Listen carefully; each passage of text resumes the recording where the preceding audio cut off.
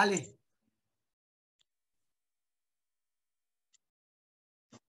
Shalom, shalom, shalom, peuple de Dieu. Que le Seigneur vous bénisse. Que le Seigneur vous accorde sa grâce.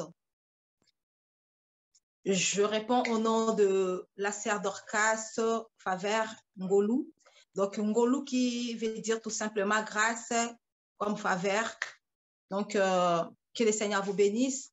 Je viens témoigner la bonté de l'Éternel dans ma vie, ce que Dieu a fait dans ma vie, ce que Dieu a fait dans ma maison. Je viens témoigner la bonté de l'Éternel qu'il a fait à travers l'Église, l'armée de prière et de délivrance. Bien-aimé dans les seigneurs, quand je sais que j'avais des problèmes spirituels, je cherchais un endroit où se réfugier, soit un pasteur qui pourra m'aider pour la délivrance. Mais ici en France, pratiquement difficile de trouver, et surtout en ce moment où on est dans une période de coronavirus, c'est vraiment très difficile. Donc, quand je suis des problèmes spirituels qui s'est passé dans la vie de mon enfant, donc c'était pendant cette pandémie de coronavirus, c'était en avril 2020. Donc, c'était vraiment difficile pendant le moment des confinements. Et alors, je commençais à chercher un peu partout. Je commençais à rentrer dans le YouTube, Facebook, donc dans les réseaux sociaux, si je pouvais trouver contact avec un homme de Dieu qui pourra m'aider dans cette période-là, parce que je n'étais pas moi. Apprendre que vous avez un enfant qui est dans la sorcellerie, c'était pas vraiment facile pour moi. Je ne dormais pas, je pleurais vraiment. En tout cas, bien aimé dans les seigneurs. Et après, je me suis fait des relations avec des serviteurs de Dieu de notre communauté à nous, congolaises. Et c'était pas aussi facile. Donc, faut s'aimer, donner des offrandes. Après, j'ai tombé sur des faux serviteurs qui venaient encore rajouter des puissances à l'enfant. Et vu que l'enfant était encore dans ce monde-là, il ne pouvait pas me dire que maman, des serviteurs de Dieu qui sont en train de prier pour moi, ce sont des faux. Il ne pouvait pas dire parce qu'ils collaboraient en même temps.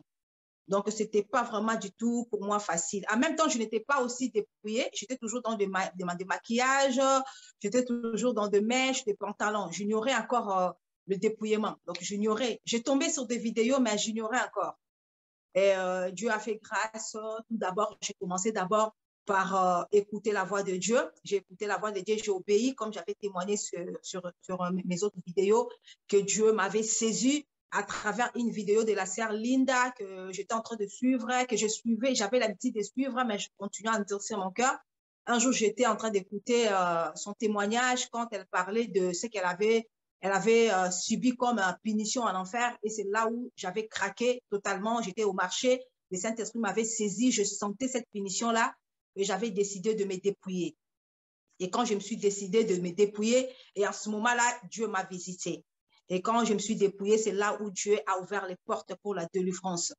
Donc, Dieu a ouvert les portes pour la délivrance de mon enfant. Je croisais à une sœur qui est aussi sur YouTube, elle est aussi très connue. C'est elle qui m'avait orientée vers l'évangéliste Jean-Luc.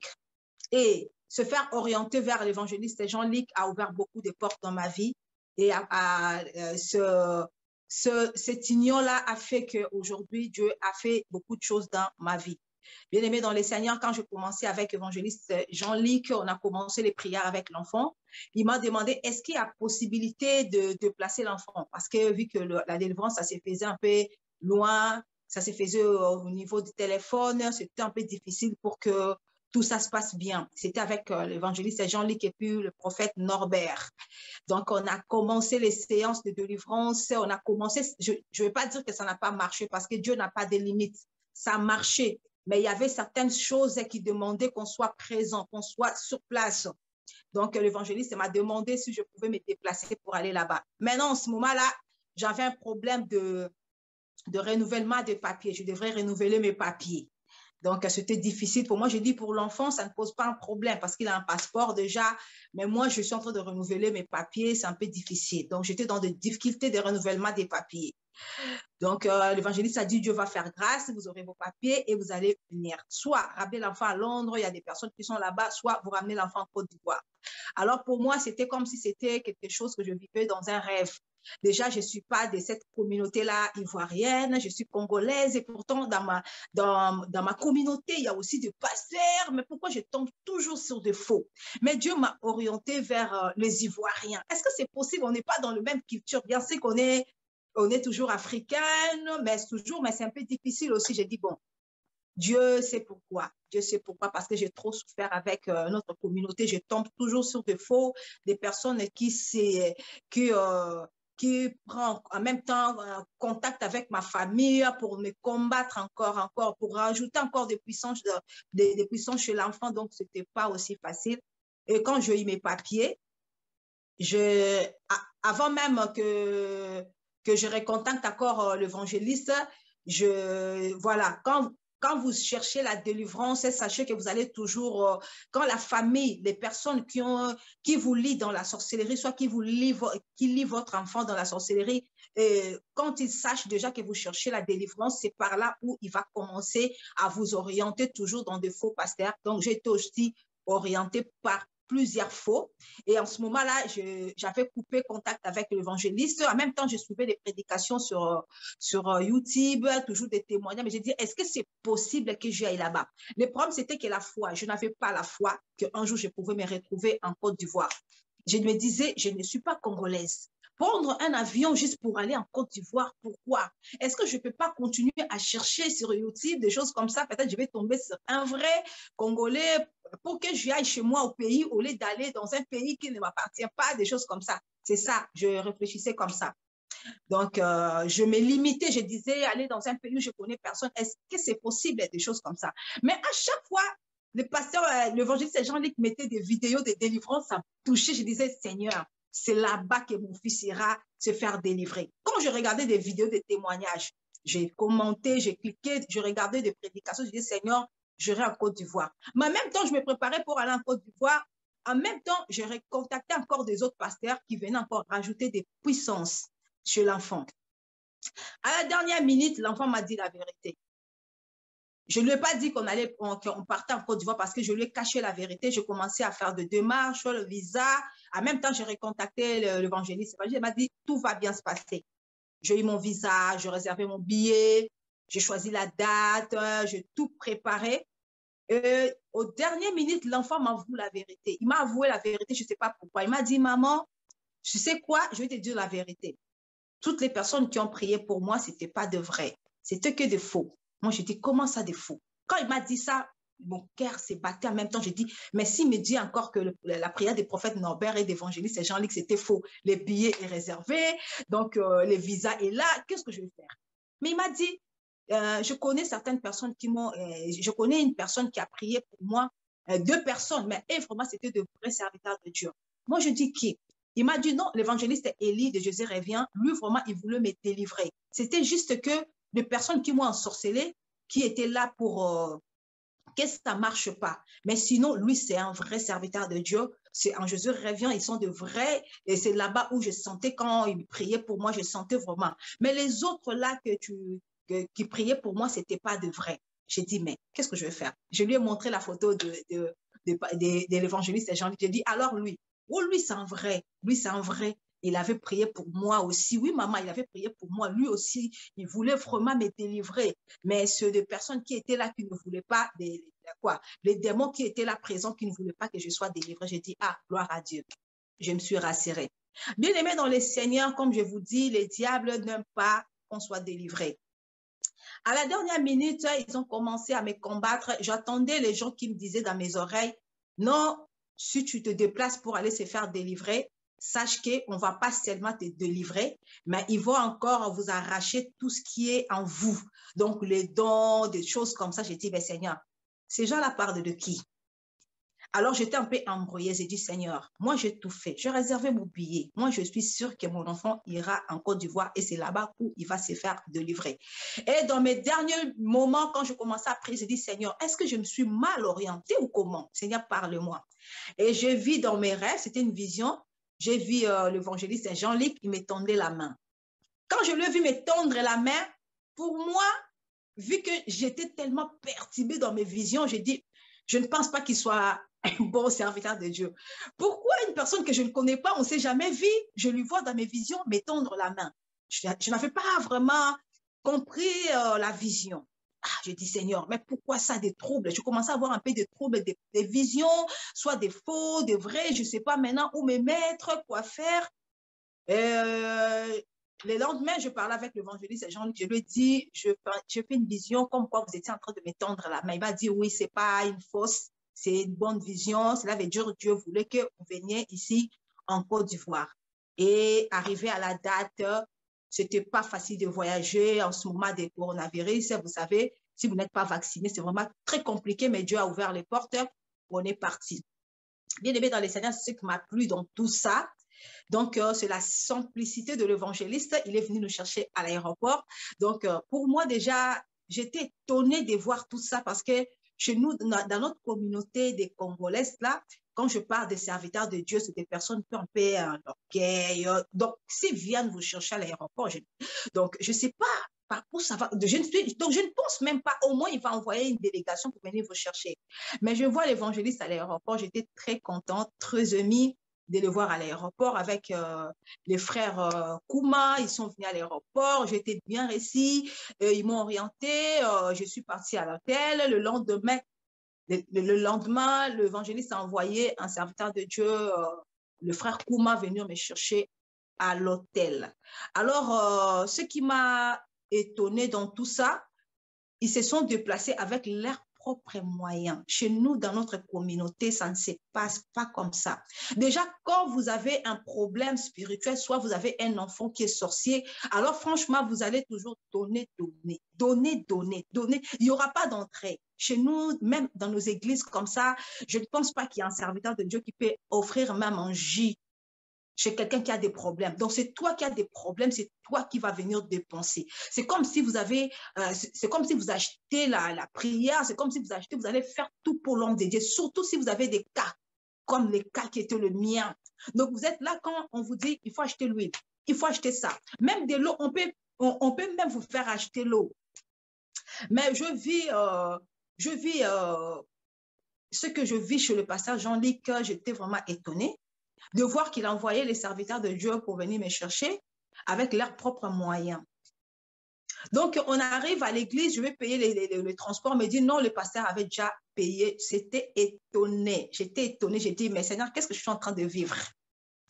Alors, Dieu a fait grâce, on est arrivé sur place, on est rentré. Et moi, vu que je ne suis pas dans la sorcellerie, je pouvais pas, je n'ai rien remarqué. Donc, je ne suis pas dans la sorcellerie, c'est la fois qui était dans la sorcellerie, c'est lui qui a remarqué des choses. Vu que c'est un enfant aussi, il ne sait pas aussi trop expliquer. Mais moi, je n'avais rien remarqué, je suis juste l'accueil.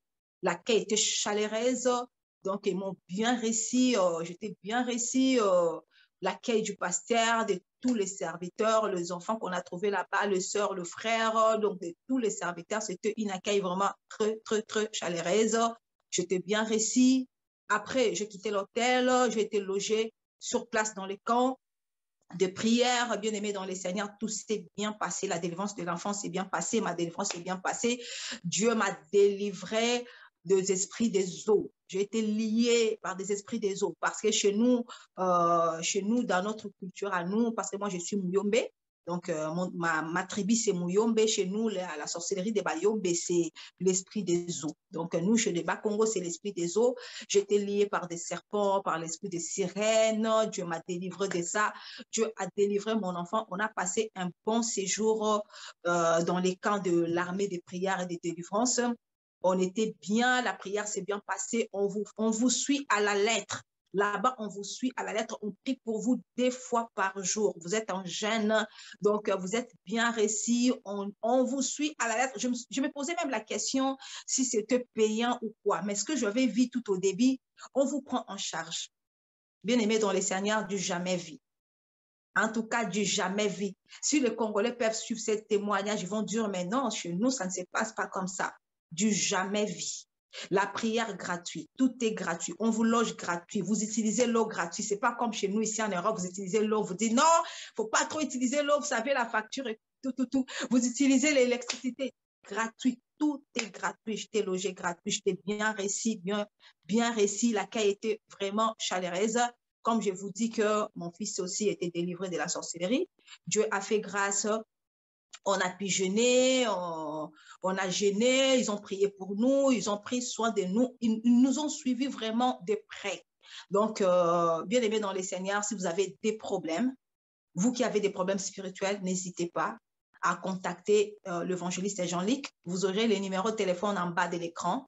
Moi, j'avais des problèmes qui me surpassaient. Je ne savais pas où trouver la solution. C'est Dieu qui donne la solution. C'est pas l'évangéliste Jean-Luc qui m'a donné la solution. C'est pas lui qui a délivré l'enfant, mais le Dieu que lui prie, le Dieu à qui il a fait alliance. C'est ce Dieu-là qui a délivré mon enfant et c'est Dieu-là qui m'a délivré. Bien aimé dans les Seigneurs, n'hésitez pas à contacter l'évangéliste Jean-Luc. Ne soyez pas comme moi. J'étais tantôt un pied dedans, un pied dehors parce que je ne savais pas quoi faire.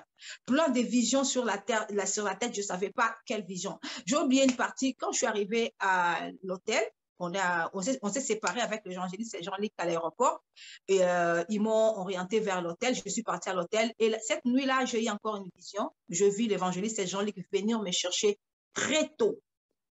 Très tôt, très tôt. Alors, quand il est venu à l'hôtel, je me suis dit, ah, mais pourquoi l'évangéliste est venu très tôt? Or que c'était déjà la porte de la délivrance. Dieu m'a montré que la délivrance était à la porte. Bien aimé dans les Seigneurs, on a commencé la délivrance, mais le diable est malin. Le diable est malin quand on a commencé la délivrance. On a commencé la légère des prières le dimanche, lundi et le mardi, la nuit, j'étais en train de dormir.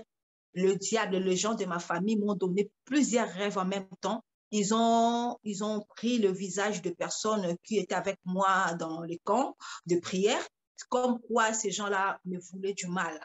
Alors, le lendemain, je me réveille comme ça, je demandais à l'enfant comment ça se passe ta délivrance et l'enfant commençait à me dire des bêtises.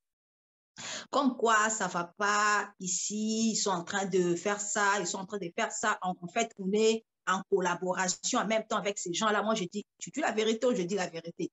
Alors, je n'étais pas moi. Or, que c'était les diables qui ne voulaient pas de notre délivrance. Les diables ne voulaient pas. Ils lui ont dit de dire ça, dis ça, rencontre des bêtises. Je ne sais pas si c'était lui qui ne voulait pas sa délivrance, si c'était quel esprit qui lui a animé. Il m'a dit des bêtises.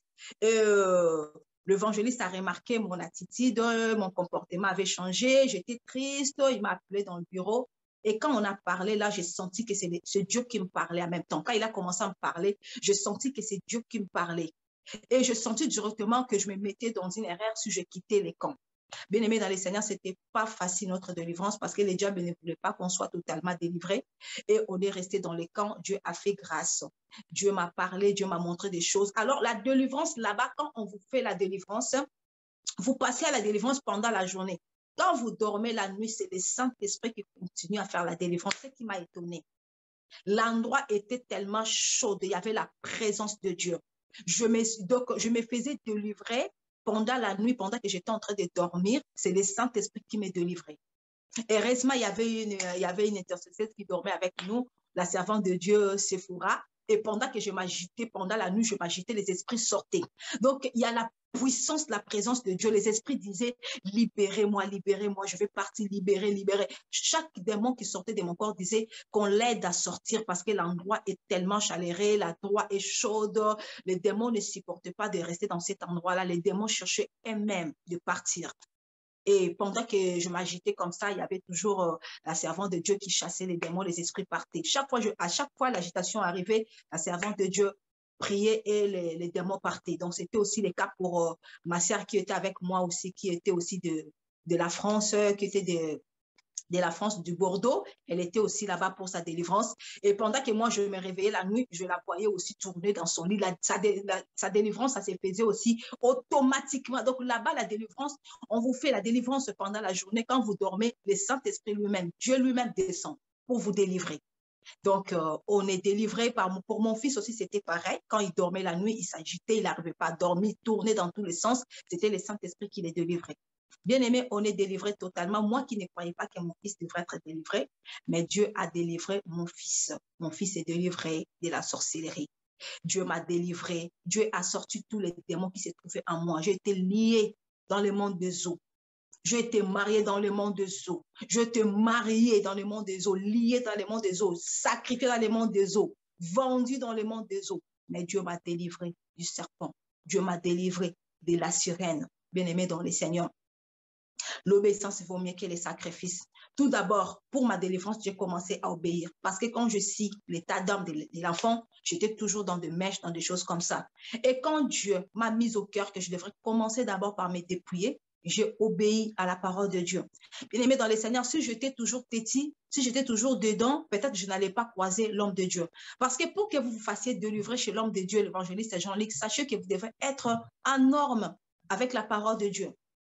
C'est pas que vous allez partir là-bas avec vos mèches, avec vos maquillages, comme ça vous dites que je viens juste pour la délivrance. Non, d'abord obéissez à la parole de Dieu, obéissez à ce que Dieu veut qu'on soit. Bien aimé dans les Seigneurs, c'est des esprits qui nous possédent, c'est des esprits, des choses que nous mettons aussi, ça peut aussi posséder nos corps aussi.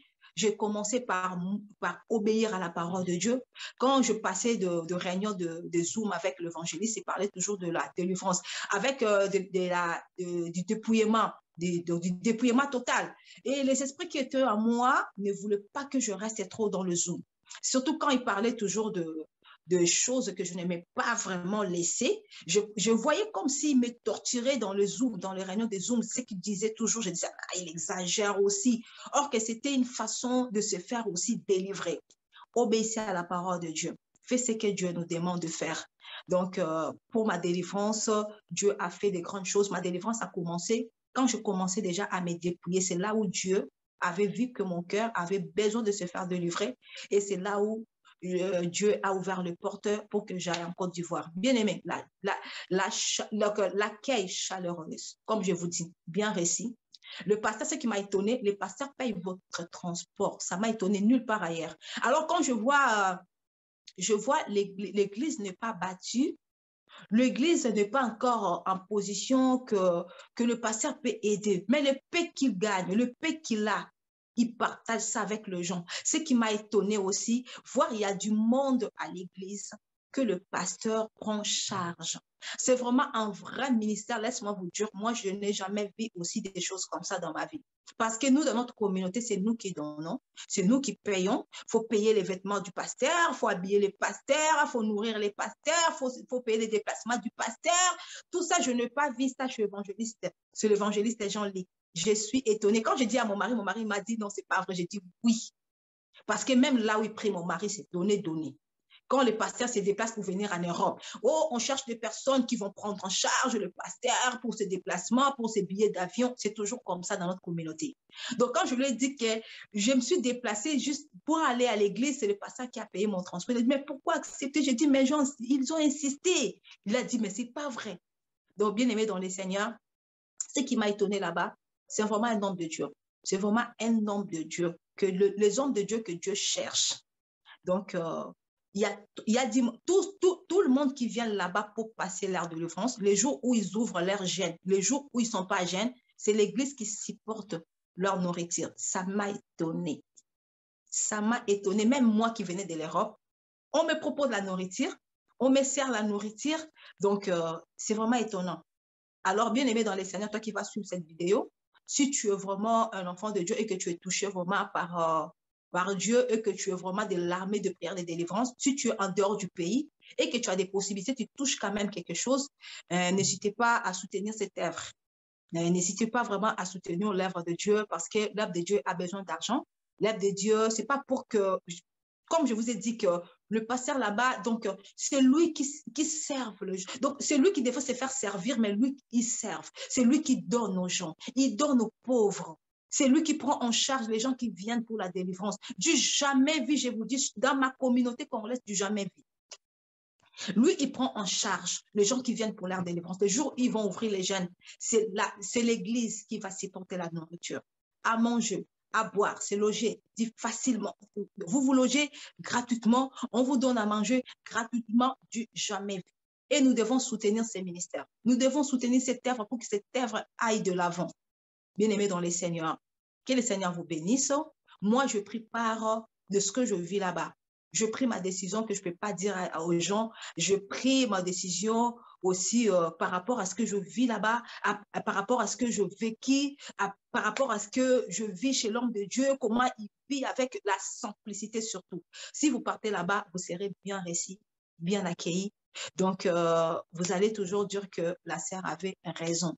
Je bénis les seigneurs pour tous les serviteurs de Dieu qui nous ont aidés pour la délivrance. Les serviteurs de Dieu sont toujours là. Ils ne boudent pas. Donc, ils ne réclament pas. Ils sont toujours là en service.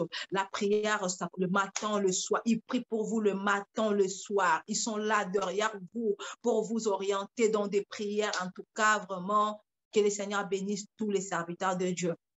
Maman Fallo, elle était là, elle était gentille. Donc, ils m'ont rendu beaucoup de services, de frères qui étaient là, de frères qui étaient là. En tout cas, que le Seigneur vous bénisse, tous les frères et sœurs. Que le Seigneur bénisse le prophète Norbert. Que le Seigneur bénisse le pasteur Jérémie. Que le Seigneur bénisse servant de Dieu Sephora, servant de Dieu Gisèle, Rebecca. Que le Seigneur bénisse tout le monde qui était là, en tout cas présent pour notre délivrance. Que le Seigneur vous bénisse, que le Seigneur vous accorde vraiment sa grâce, que l'œuvre de Dieu aille de l'avant. Et j'ai pris la décision, je dis, Seigneur, si seulement le Seigneur peut m'aider à partir là-bas même 2 fois par année, je retournerai même. J'ai pris la décision de rester dans l'armée de prière et de délivrance parce que je vis la main de Dieu. Je vis comment Dieu travaille avec l'homme de Dieu. Je vis la simplicité de l'homme de Dieu, la simplicité de tous les serviteurs de Dieu. Je préfère rester dans l'armée de prière, de délivrance et de servir Dieu dans l'armée de prière et de délivrance. J'ai pris la décision. Je bénis le nom de l'Éternel. Je bénis le Seigneur. Il est merveilleux. À travers ce ministère, aujourd'hui, je suis libre. À travers ce ministère, mon fils, il est libre, mon fils est délivré. Je bénis ces ministères, vraiment, je suis restée vraiment accrochée de cette œuvre, de ce ministère. Que le Seigneur bénisse vraiment ces ministères, que ce ministère aille de l'avant. Et n'hésitez pas à soutenir l'œuvre de Dieu, bien aimé dans le Seigneur, vous qui êtes en dehors du pays.